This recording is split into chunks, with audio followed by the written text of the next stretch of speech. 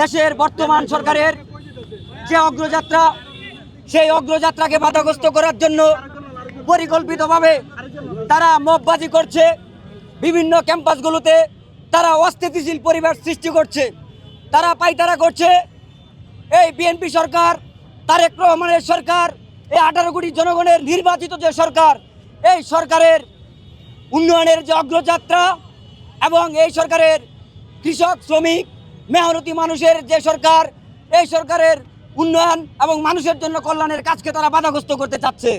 তাই তারা উদ্দেশ্য প্রণোদিতভাবে সারা বাংলাদেশের কোনো ক্যাম্পাসে তাদের যেখানে একটু শক্তি প্রদর্শনের ক্ষমতা আছে সেখানে তারা তাদের শক্তি প্রদর্শন করতে চায়। বাংলাদেশ জাতীয়তাবাদী ছাত্রদল ব্যর্থহীন ভাষায় বলতে চায়, বাংলাদেশ জাতীয়তাবাদী ছাত্রদল যদি চায় এই ছাত্র শিবির, এই জামাতের কোনো ছিটে ফুটায় বাংলাদেশে রাখবে না। কিন্তু বাংলাদেশ জাতীয়তাবাদী ছাত্রদল সহাবস্থানের রাজনীতিকে বিশ্বাস করে তারা বিগত 17টি বছর ফ্যাসিস্ট হাসিনার বিরুদ্ধে দুর্গ গড়ে তুলে গুম হয়ে লড়াই করে 24-এ ফ্যাসিস্ট হাসিনাকে বিদায় করেছে। বাংলাদেশ জাতীয় ছাত্রদল বলতে চাই, আমরা সহাবস্থানের রাজনীতি বিশ্বাস করি। আমরা যদি আপনাদের প্রতি সর্বনিম্ন থেকে নিজেদের চোখ ফিরিয়ে নেই তাহলে বাংলাদেশে আপনাদের ঠিকানা হবে না। আমরা তারেক রহমানের সরকারকে আপনারা যেভাবে বাধাগ্রস্ত করতে চাচ্ছেন তার উদ্দেশ্যে একটি কথা বলতে চাই, আপনারাও বিরোধী দল হিসেবে সংসদে আপনারা অযথাই এই দেশের অগ্রযাত্রাকে বাধাগ্রস্ত করবেন না। আপনারা এই সরকারকে সহযোগিতা করুন, এই বাংলাদেশের মানুষের পাশে থাকুন। এই গুপ্ত থেকে আওয়ামী লীগের লুঙ্গির তলে থেকে এখন এসে বড় বড় কথা আপনারা বলবেন না। এই বাংলাদেশের মানুষ জেনে গেছে। আপনারা জানেন গতকালকে 71 হলের শিবিরের এক কর্মীকে বহিষ্কার করেছে তারা। কেন? সাধারণ শিক্ষার্থীদের উপর নির্যাতনের কারণে। এই জামাত শিবিরের যদি কোনো ক্ষমতা থাকতো এই সারা বাংলাদেশের ক্যাম্পাসে, তাহলে তারা প্রত্যেকটা শিক্ষার্থীর অধিকারকে গলা টিপে হত্যা করত। কিন্তু এই বাংলাদেশের সাধারণ ছাত্র সমাজ, বাংলাদেশ জাতীয় ছাত্রদল তাদের এই নৈরাজ্যকে কখনো মেনে নেবে না। আমরা তারেক রহমানের সরকারের আগামী দিনের অগ্রযাত্রাকে এগিয়ে নিতে বাংলাদেশ জাতীয় ছাত্রদল রাজপথে আছি, রাজপথে থাকবো।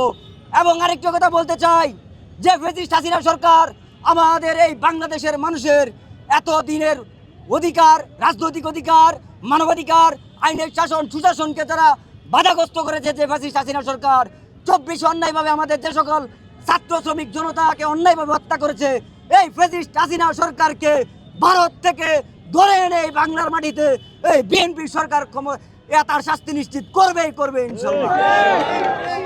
এই আশাবাদ ব্যক্ত করে মাথা উঁচু করে দাঁড়িয়েছে, তাদেরকে বিভিন্নভাবে হয় নির্মমভাবে গুম করেছে অথবা জেলে নিয়ে বিভিন্নভাবে টর্চার করেছে। অথবা আপনারা দেখবেন যে আয়নাঘরের মাধ্যমে অনেককেই এই পৃথিবীর আলো প্রায় 10 থেকে 12 বছর ধরে দেখতে নেয়নি। সে হাসিনা এই 5ই আগস্টের পর আবার হঠাৎ করে মিডিয়াতে এসে ভারতে বসে বাংলাদেশে আসার জন্য সে বলে যে সে বাংলাদেশে আসবে। তার কোনো অনুশোচনা নেই। সে দীর্ঘ 36 জুলাই মাসে, শুধু 1 জুলাই মাসে আন্দোলনের সময় প্রায় 1400 মানুষকে হত্যা করেছে। অথচ তার মধ্যে কোনো অনুশোচনা নাই তার কোনো সংগঠনের লোকজনের মধ্যে। আমরা চাই শেখ হাসিনাকে যাতে বাংলাদেশে এনে ফাঁসির মাধ্যমে তার বিচার কার্যকর করা হয়। একই সাথে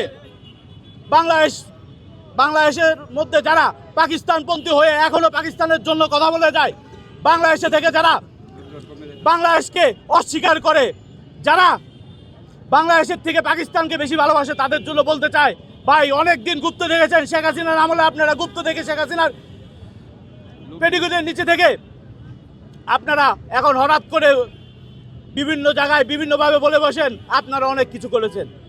বাস্তবতা আপনাদের কোনো অবদান নেই। ছাত্রলীগের লঙ্গির তলায় থেকে ছাত্র শিবির সারা বাংলাদেশে নির্যাতিত হয়েছে ছাত্রদল, তাদের অন্যদিকে ছাত্র শিবির হচ্ছে এককভাবে ছাত্রলীগের নিচে লঙ্গির নিচে থেকে খুব আরামভাবে পড়াশোনা করে সারা বছর ছিল। এই সময়ে ছাত্রদল নির্যাতিত, কিন্তু তারা এখন বলে তারা নাকি নির্যাতিত।